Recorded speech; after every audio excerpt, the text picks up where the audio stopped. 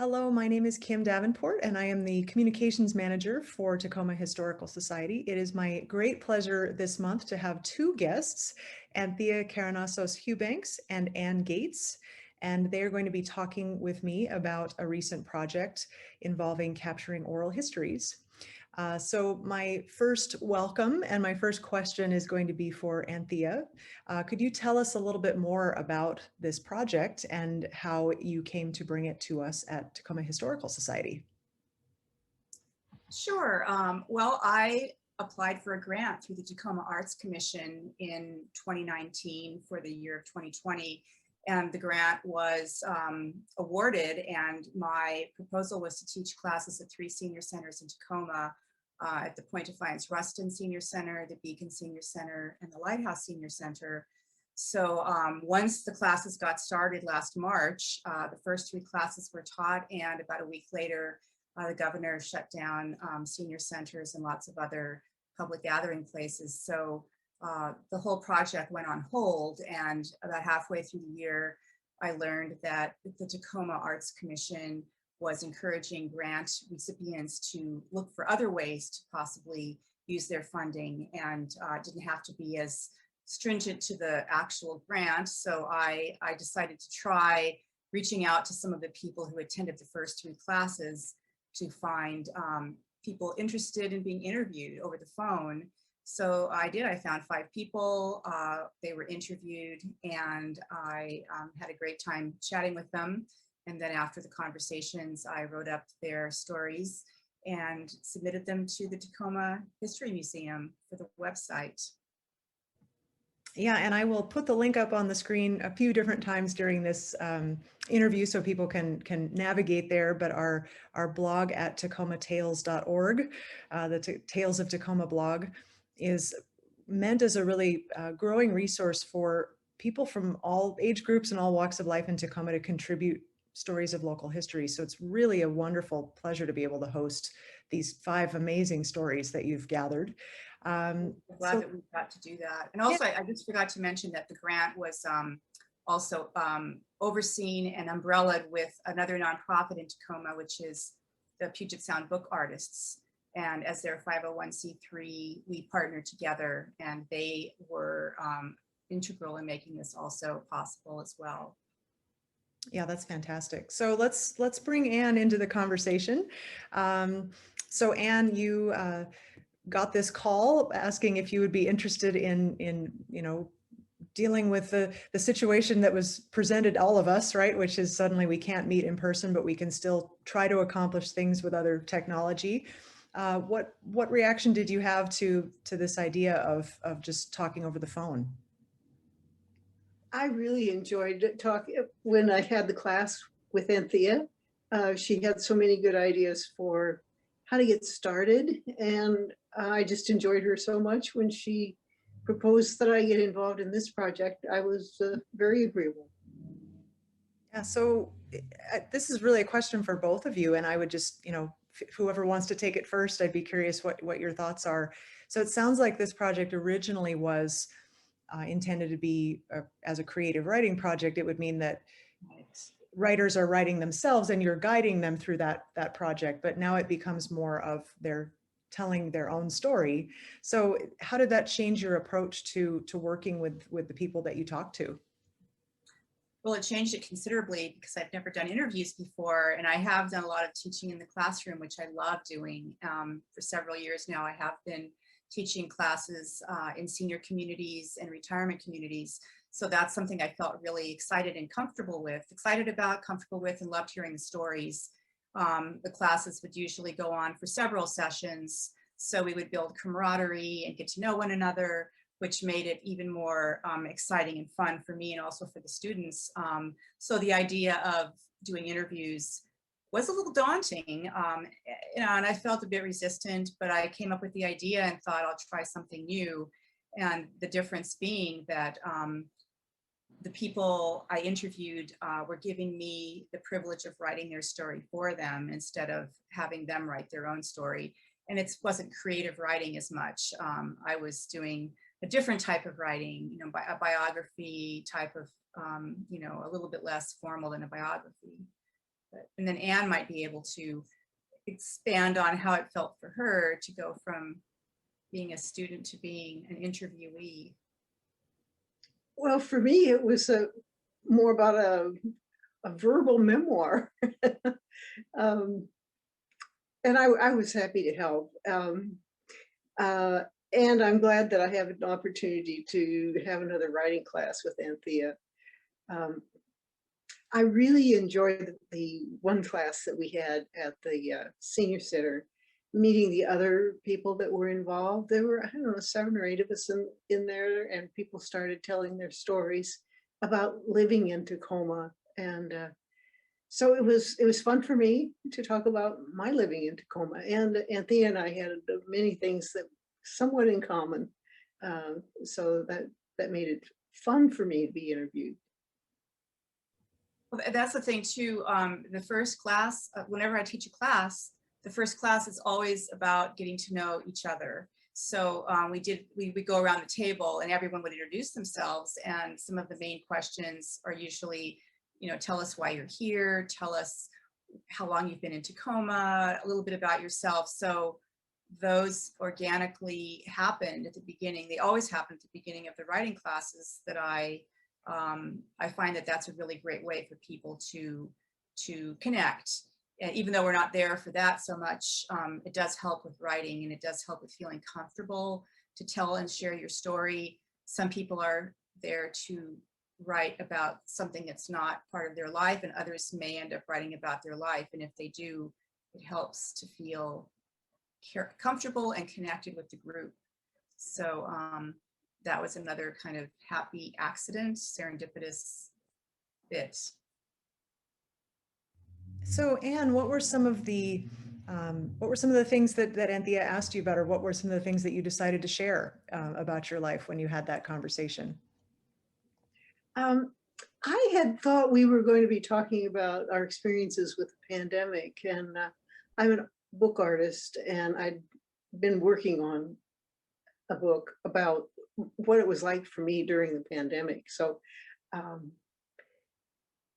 oftentimes when I get involved in a book project, I zero in on the thing that's immediately in front of me. So talking with Anthea, I had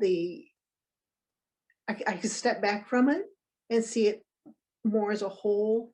And as Anthea asked questions, I began to think of more broad issues.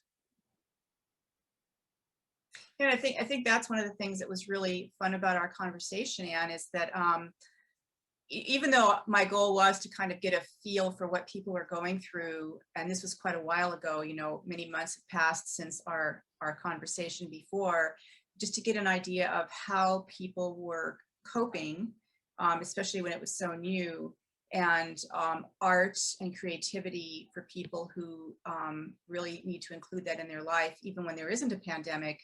It becomes even more crucial, to our happiness and mental health, having something to create. So I know that we went all over the place in our conversation about what we do, but I think that it was really helpful for you to tell me about what was happening with your creativity.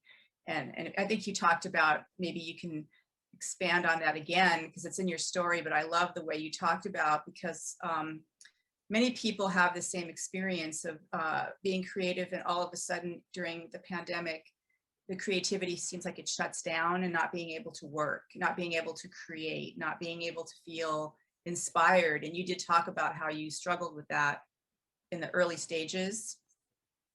Yes, I did. And when I look back on it, actually 2020 turned out to be a year where quite a few things happened. I was invited to do some things, and that inspired me to work on projects that I already had in the works, and a bigger project through the Puget Sound Book Artists, the Science Stories project.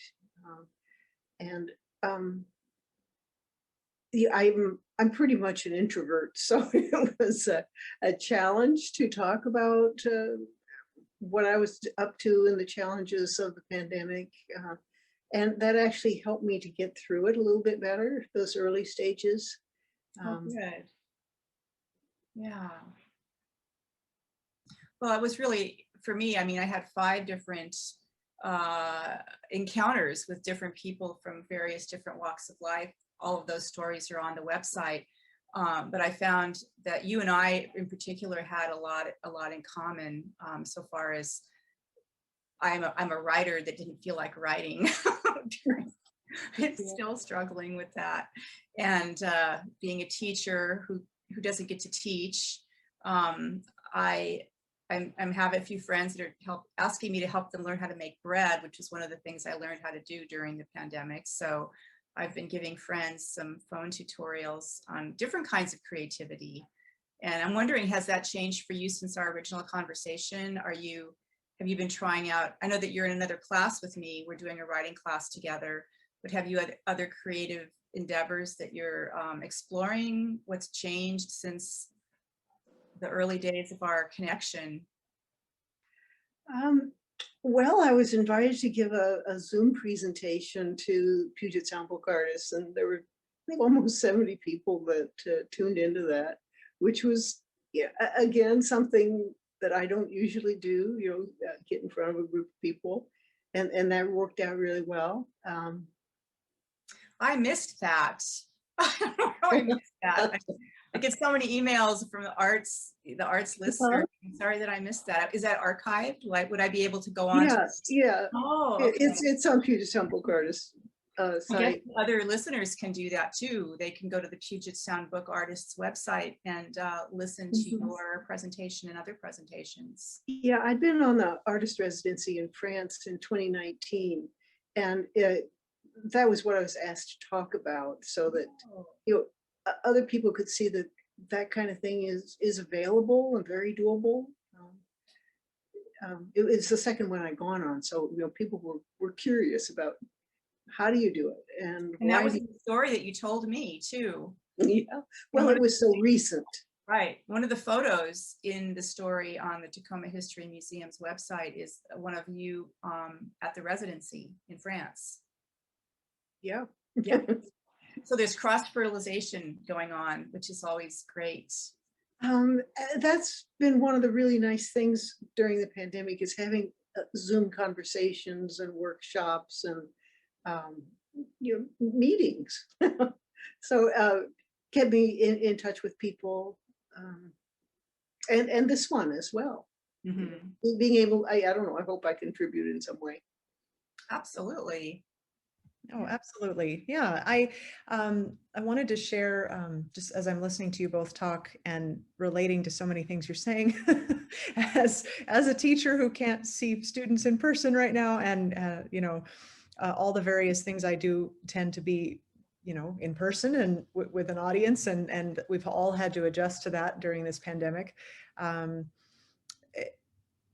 really think this method of helping people to share stories, which it sounds like, Anthea, you were kind of forced into this particular method because of the pandemic, but and yet it seems like it's been really a positive one. And so I was curious to ask you, do you think it's something you would continue doing in the future, even when we can get a little bit more back, like even when your workshops can get more back to a normal format?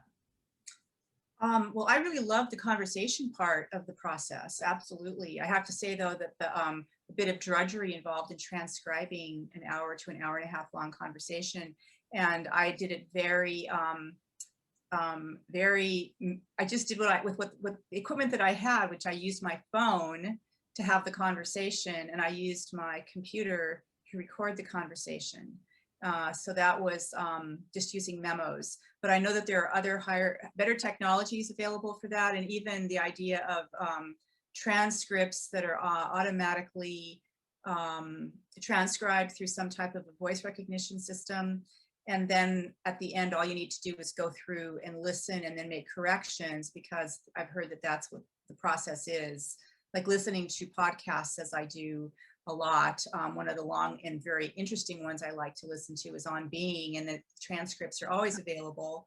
And I imagine, I would always imagine somebody was transcribing those, but I found out that that isn't the way it works. So if I could find a way to do the transcription without having to do it all old fashioned listening and then a sentence and then another sentence, I would definitely consider doing that, because I think the interviews were amazingly fun, and doing them in person, like sitting across the table from someone and doing an interview, would be great. But then of course there's the opportunity to interview people who are far away as well, which is something that's happening in droves during COVID. I don't think people would have even considered that before.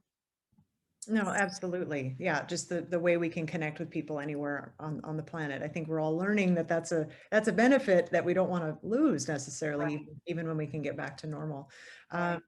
Yeah, and Anne, you mentioned that you were prompted by Anthea's questions to maybe think about things that you might not have otherwise. So it seems like from a student perspective in these workshops, that interview technique might be helpful as well going forward. Mm-hmm. Yes, I hadn't thought of that, but yes, I think that was very, very much how it happened.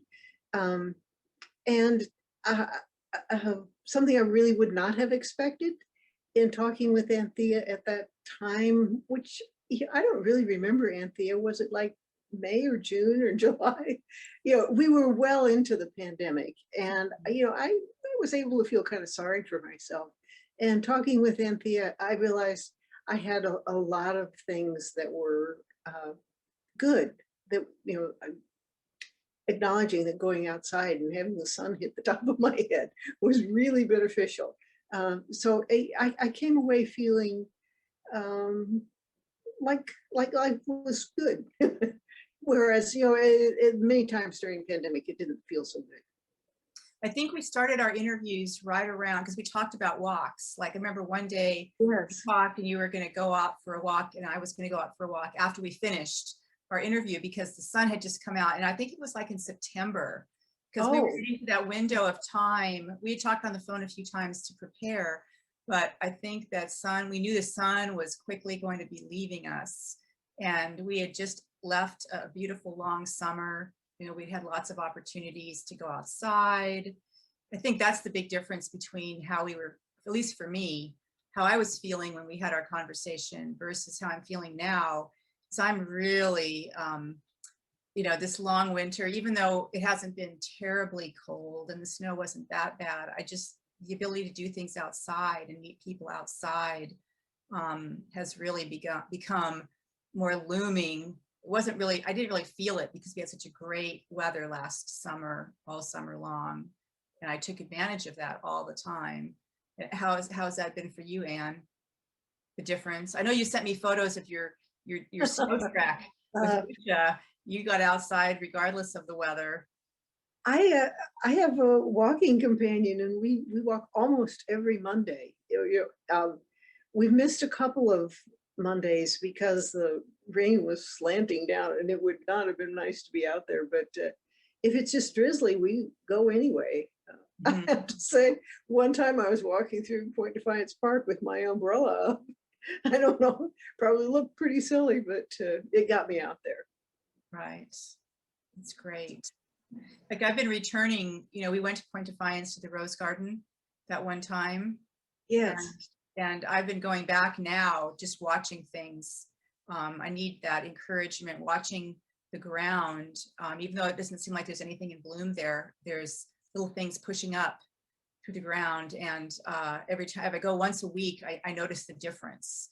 And I really like that, having a watch of the seasons progress. And even through the winter, there were just many beautiful things. In January, I got to see the mosses. I don't know if you call it bloom or not, but they send up these little narrow, almost like a needle kind of diameter, with a little nodule on the top. That's how they reproduce, or one of the ways they reproduce. So I had never paid attention to that before. So it was, I felt like an explorer. Yeah, it's interesting how when we go outside, I know for me at least, it seems barren unless you know where to look, or at least if you take time to look. And that can be for me, for my writing, and maybe for your book art as well, that's very fertile, strong, fertile ground, very fertilizing for my creativity, is to see those things and be reminded that there's growth happening. I like the idea of the kind of the lens zooming in and out, where you get to the far away big picture, and then you can zoom right into these tiny details. It's it does good things in my mind. Changes my imagery. Absolutely. It's funny that you say that, because I actually think I saw some of those mosses. I was walking through the rose garden, and there's like these little bricks that are stacking up to hold the sides of the beds. And there were these beautiful little nooks which had moss in them. And I love that look, because I used to live out in the woods, and just the cluster of mosses. And I took some close-up photos, and some of them did have these very thin stems with some little tiny kind of a bell off the top. Yes, yeah. So that must be what you're talking about. I'll have to look those up. maybe write a poem about them. Oh, that'd be wonderful. So this has been just fascinating for me to listen to you talk about that idea of, zooming in and out. I love that concept, zooming in and out.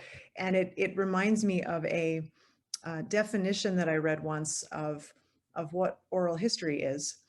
When we tend to think of history, we think of going to an expert who has researched a topic and maybe written an article or a book about it or something. And oral history is a different approach, because an oral history is going to someone who is not necessarily an expert on a topic or a period of time or a nation or a war or something, but they're the expert of their own life.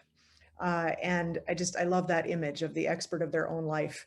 And as I've read, your story, Anne, and the others that Anthea put together, it is that zooming in and out from, global themes and issues that we can all identify or relate to, and then also very personal details that often might be left out of a broader history. And I think it's just such a fascinating way to learn about history, is by getting that very personal approach. I can really agree with that. Reading the other oral histories, I think the thing that stood out for me was how many people they had moved here from somewhere else, as I have. And I thought, that's really an aspect of Tacoma that quite a few people I've met, they were born and raised here, same age as me, but many more, I think, have immigrated here and found a wonderful life. Well, the other thing too that you said, Kim, that the part about the oral history, and it also really ties into the writing classes that I'm offering right now, is, and I talked about this in our first class, is the idea that a lot of people often think that they have nothing to write about, and their lives are boring and mundane, and there's nothing going on, and how can I write creatively? And that's my other, not only getting people to feel comfortable and playful about their writing and not so worried and have fun, get to know your group, and then also notice that sometimes the things right outside your own window are fodder for writing creatively.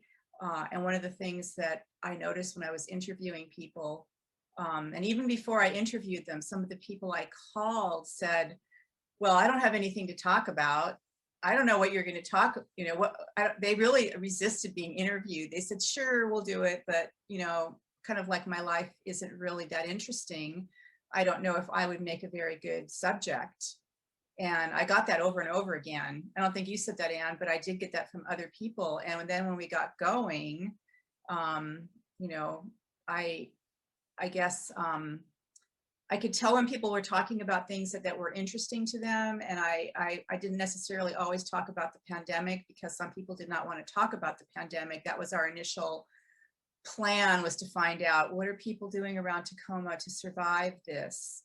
And that always did come up again, even though I guess I got there through the back door, sort of, but I followed people's interest, and I listened to what seemed to make their voices light up, and I wanted to say their eyes, but we were on the phone, so I couldn't see their eyes.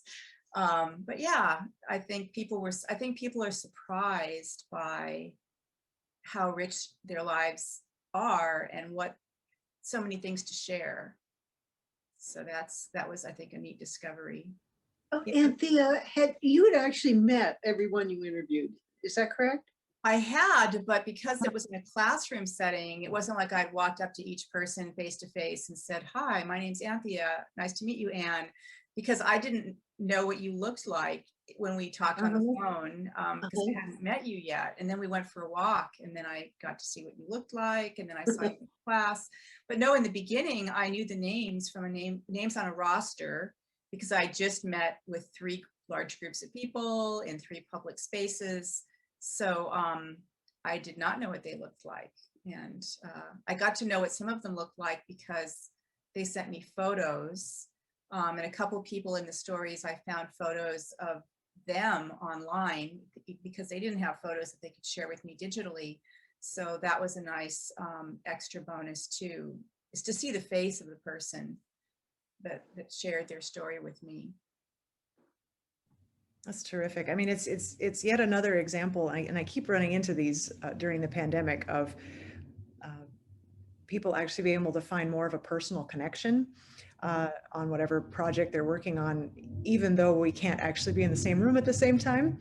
It's just interesting how that's happened. And I really want to take a moment to pick up on a point you were making about people not necessarily feeling that they have a story to tell, because that's really something we've been working on this year at the Historical Society. We have the blog where these stories are, and I'll keep putting that link up on the screen while we're talking so people can find them.